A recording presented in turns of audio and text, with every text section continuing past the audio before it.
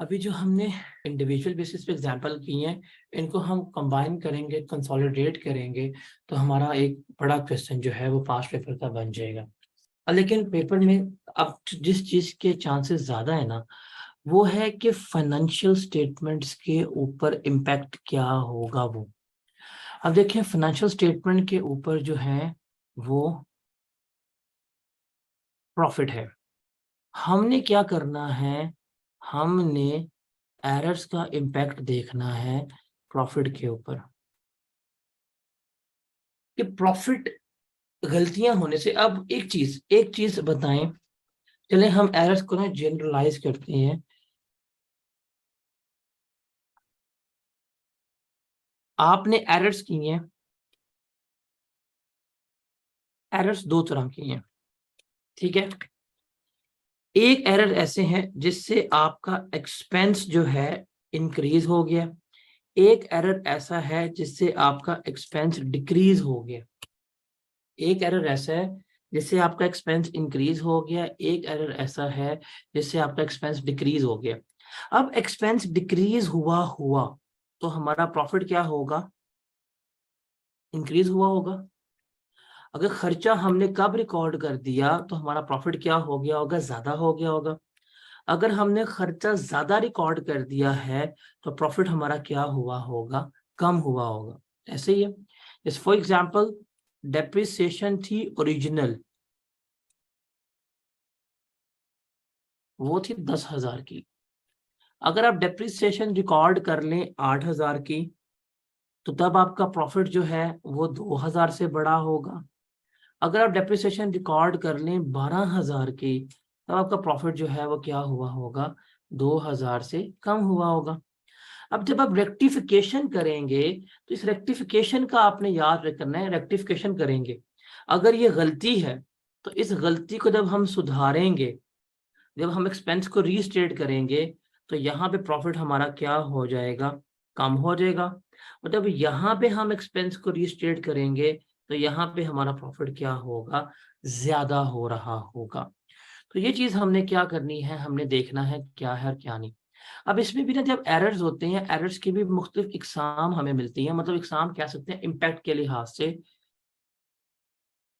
Impact के लिहाज से एरर्स जो है वो दो तरह के हैं हमारे पास। एक है वो एरर्स जो मटेरियल है, और दूसरे हैं वो एरर्स जो हमारे पास क्या है, जो हमारे इमटेरियल है। मटेरियल एरर्स का मतलब क्या है कि ये गलती कंसिडरेबल है। इमटेरियल का मतलब है कि गलती निग्लिजिबल है, इसको सिर्फ बता दो, सही करने की जरूरत नहीं है। फॉर एग्जाम्पल आपने 1 मिलियन की मशीन परचेज की, ठीक है। उसके लिए एक स्विच लेके आए हैं और स्विच आया 2,000 का। इस 2,000 को आपने रिकॉर्ड नहीं किया, तो क्या ये इम्पैक्ट के हिसाब से मटेरियल तो नहीं है ना, इससे इतना प्रॉफिट जो है वो मैटर नहीं करेगा। लेकिन एक मशीन थी वो 15 लाख की थी, उसके लिए आप एक एक्स्ट्रा मोटर लेके आए थे, वो 2 लाख की थी। इसको आपने अगर रिकॉर्ड नहीं किया तो ये मटेरियल है। तो हमें देखना पड़ेगा कि जो एरर्स हैं वो मटेरियल हैं कि नहीं है, उसको हमने क्या करना है, रिकॉर्ड करना है। ये आपने 4-5 बातें जो है ना, जब भी आपने रेक्टिफिकेशन करनी है और जब भी आपने इनका इम्पैक्ट कैलकुलेट करना है, ये 4-5 बातें जो हैं वो क्या करना है, वो हमने रिकॉर्ड करना है। वो कौन कौन सी है, देखते हैं हम उसको। नंबर 1 के जो भी इनकम के अकाउंट होंगे, इनकम के अकाउंट। अब इनकम के अकाउंट हमारे पास बेसिकली आ रहे होते हैं रेवेन्यू के, गेन्स के, ये आ रहे होते हैं। और जो भी एक्सपेंसेस के अकाउंट है, रेंट, सैलरी, ये चीजें, इन्हें हम क्या कहते हैं, नॉमिनल अकाउंट। इन्हें हम क्या कहते हैं, नॉमिनल अकाउंट कहते हैं। रिमेंबर, जो नेट प्रॉफिट होगा वो इंक्रीज होगा due to all nominal account जो हमने क्रेडिट किए हैं करेक्टिंग एंट्री में। मतलब एक चीज डेबिट हुई थी, वो गलत ही थी, अब हमने उसको सही किया तो सही करके क्रेडिट कर रहे हैं। तो इनको क्रेडिट करने से प्रॉफिट इंक्रीज होगा, इनको डेबिट करने से प्रॉफिट जो है वो डिक्रीज हो रहा होगा। उसके अलावा रिमेंबर, ग्रॉस प्रॉफिट जो है वो भी नॉमिनल अकाउंट से इंक्रीज या डिक्रीज हो रहा होगा कॉस्ट ऑफ सेल की मूवमेंट की वजह से। और ग्रोस प्रॉफिट रेवेन्यू जो है वो डिक्रीज होगा अगर वो कॉस्ट ऑफ सेल्स वगैरह जो है वो डेबिट हो रहे हैं। तो आपने चीजें याद रखनी है ना, वो ये है, ये देखें कि अगर अगर अगर आपने नॉमिनल अकाउंट्स को करेक्ट करते हुए क्रेडिट किया तो प्रॉफिट क्या होगा, इंक्रीज।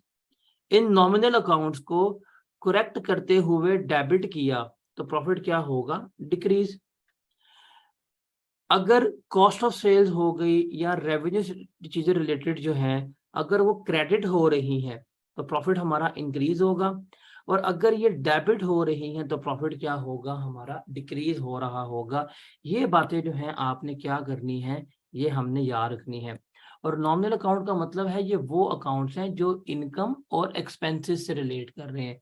देखिए एसेट का अकाउंट है, प्लांट का, मशीनरी का, लोन का, ये नॉमिनल अकाउंट नहीं है।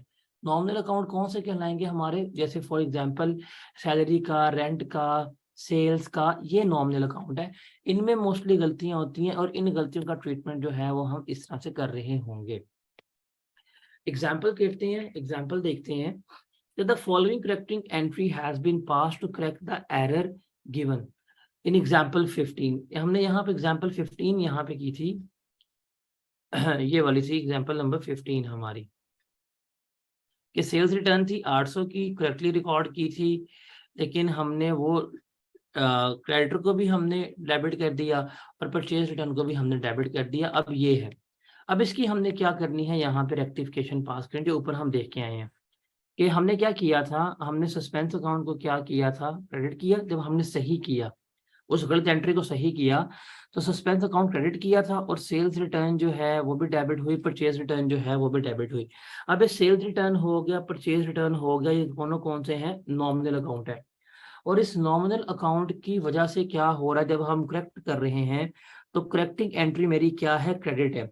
तो करेक्टिंग एंट्री जितने से क्रेडिट होगी, मेरा प्रॉफिट भी क्या होगा, इतने से इंक्रीज हो रहा होगा। ठीक है, सॉरी डिक्रीज हो रहा होगा, इंक्रीज बोल दिया। तो आपने पहले एक्सपेंस रिकॉर्ड नहीं किया था, अब आपने एक्सपेंस रिकॉर्ड किया। एक्सपेंस रिकॉर्ड करने से आपका प्रॉफिट क्या होगा, कम हो रहा होगा। एग्जाम्पल 16 में हमने करेक्टिंग एंट्री पास की थी, सेल्स अकाउंट मेरा क्या हुआ था, क्रेडिट, सस्पेंस अकाउंट डेबिट। अब मेरी सेल्स बढ़ी है, रेवेन्यू बढ़ी है, क्रेडिट हुई है करेक्टिंग एंट्री, तो मेरा प्रॉफिट जो है वो क्या हुआ होगा, इंक्रीज हुआ होगा। एक और एग्जाम्पल देखते हैं, एग्जाम्पल नंबर 17 की जो हमने करेक्ट एंट्री पास की थी वो ये था कि हमने ट्रेड पेएबल्स जो हैं वो डेबिट किए थे, डिस्काउंट रिसीव क्रेडिट हुआ था, परचेजेस जो हैं वो भी क्रेडिट हुई थी, और सस्पेंस को हमने रिमूव किया था। अब इसका इम्पैक्ट क्या होगा, अब देखें हमने क्रेडिट क्या किया है उसको देखना है। तो 1200 और 1080, 1200 और 1080 चूंकि हमारा क्रेडिट हुआ, इससे यही हमारी रेक्टिफिकेशन थी, हमारा प्रॉफिट क्या हो गया, इंक्रीज। अब देखें ये है नॉमिनल अकाउंट, ये अकाउंट नॉमिनल नहीं है, ये अकाउंट रिलेट कर रहा है एसेट का, इसका प्रॉफिट के ऊपर इम्पैक्ट नहीं आएगा, इनका इम्पैक्ट जो है वो किस पे जा रहा होगा, प्रॉफिट पे जा रहा होगा। उसके बाद है जैसे ये एग्जांपल 18 में जो हमने करेक्ट एंट्री पास की थी कि सस्पेंस अकाउंट हमने किया क्रेडिट और सेलिंग कॉस्ट जो है वो डेबिट। अब ये नॉमिनल अकाउंट है, ये डेबिट हुई है, तो ये हमारा प्रॉफिट क्या करेगा, डिक्रीज करेगी। ये डिक्रीज करने के बाद हम क्या करेंगे, इसको हमारा प्रॉफिट के ऊपर इसका इम्पैक्ट ये आ रहा होगा, हमारा प्रॉफिट डिक्रीज हो जाएगा। एग्जाम्पल 19 की जो हमने करेक्ट एंट्री ऊपर पास की थी, एग्जाम्पल 19 अभी हमने यहाँ पे डिस्कस की है, ये वाली ड्राइंग्स वाली, इसमें हम चीज़ों को रिकॉर्ड ही नहीं कर पाए थे। इसकी करेक्ट एंट्री जो हमने पास की थी वो ये क्या था कि परचेजेस अकाउंट जो है वो हमारी क्रेडिट हुई, drawings debit, office repair debit. अब ये देखिए 3 अकाउंट है जो हमारे सामने नजर आ रहे हैं, ये परचेजेस। अब परचेजेस हमारा नॉमिनल अकाउंट नहीं है, because it is not related to our income, it is not related to our expenses, तो इसका तो ट्रीटमेंट नहीं आएगा। लेकिन डेबिट में ये हमारे 2 नॉमिनल अकाउंट हैं, डेबिट हो रहे हैं। अब क्या करेंगे, इसको हम यहाँ पे लेके चलना है, सॉरी परचेजेस जो है ये हमारा इन्वेंट्री है। परचेजेस में क्रेडिटर समझ रहा था, परचेजेस हमने की हैं, purchases is the part of cost of sales, cost of sales बढ़ रही हैं, तो कॉस्ट ऑफ सेल्स हमारी क्रेडिट हुई हैं, इसका मतलब से इसका जीपी पे इम्पैक्ट क्या जाएगा, इंक्रीज होगा। और नेट प्रॉफिट पे क्या होगा, नेट प्रॉफिट पे ये जीपी से इंक्रीज कर रहा होगा और ये एक्सपेंसेस जो हमने डेबिट किए हैं वो लेस होंगे, तो नेट प्रॉफिट मेरा 10,000 से इंक्रीज कर रहा होगा। तो ये हमने चीज देखनी है। रिमेंबर जितने भी नॉमिनल अकाउंट है ना, रिमेंबर सिंपल सी बात, मैं और आसान तरीके से एक आपको रूल बता देता हूँ। वो रूल क्या है, वो रूल है कि प्रॉफिट एंड लॉस अकाउंट में जितनी चीजें आती हैं, प्रॉफिट एंड लॉस अकाउंट में अगर करेक्ट कर रहे हैं उनको, तो डेबिट तो प्रॉफिट कम, मतलब डेबिट किया तो प्रॉफिट कम, अगर उन्हें क्रेडिट किया तो प्रॉफिट हमारा क्या होगा, ज्यादा। तो नॉमिनल अकाउंट्स का मतलब है वो अकाउंट्स जो प्रॉफिट एंड लॉस अकाउंट को हिट कर रहे हैं। देखिए एसेट्स के अकाउंट का प्रॉफिट एंड लॉस का कोई ताल्लुक नहीं है, इसका फर्क यहाँ पे नहीं आएगा, इनका फर्क हालांकि क्या होगा, इस पे रिकॉर्ड हो रहा होगा।